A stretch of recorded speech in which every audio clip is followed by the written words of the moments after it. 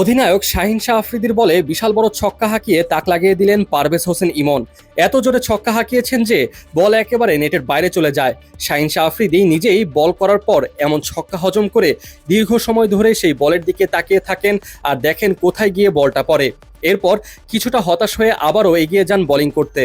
অবশ্য খুব একটা হতাশ হবার কথা নয় তার, কারণ ছক্কাটা হাঁকিয়েছেন তারই সতীর্থ। ইমন যদি মূল ম্যাচের মধ্যে এভাবেই ছক্কার পর ছক্কা হাঁকাতে থাকেন তাহলে দলের জন্যই উপকার হবে।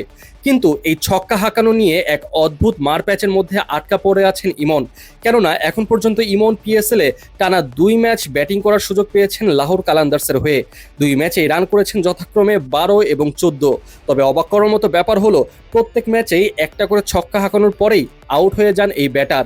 আর এই ব্যাপার নিয়ে ইমন যে বেশ হতাশ তা বলাই যায়।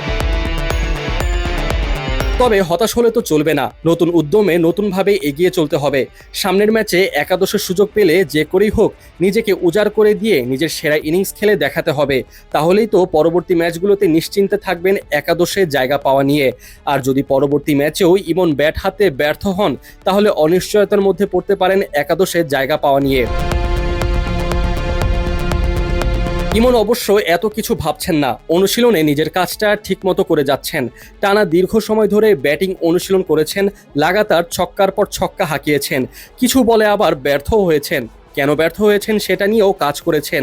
আবার ওদিকে সতীর্থদের ব্যাট পর্যবেক্ষণ করেছেন, বাকিরা কি ব্যাট নিয়ে খেলে, তার ধরন কি তা নিয়ে খুঁটিয়ে খুঁটিয়ে দেখেছেন। সবকিছুই করেছেন তিনি।